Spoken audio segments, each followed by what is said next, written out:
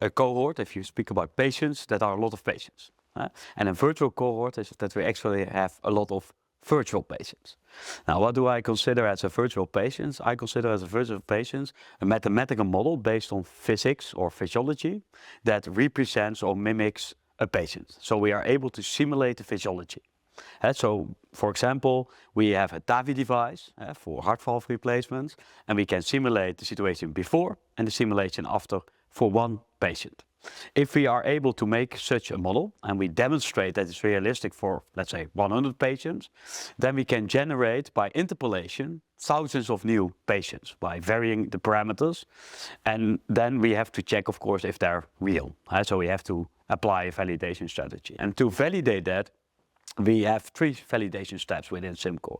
And the first validation step is on patient level. So we really want to mimic one-to-one real patients. And we demonstrate that our model is able to realistically mimic the physiology or the pathophysiology of that individual patient. Then we do the variation, and we generate thousands of them, and we select the ones that are good.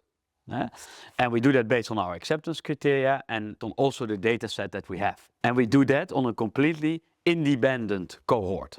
So what we actually do, we have a patient level validated model. We vary the parameters, we have acceptance criteria, we then look to the distribution of the real world data that we also get that distribution.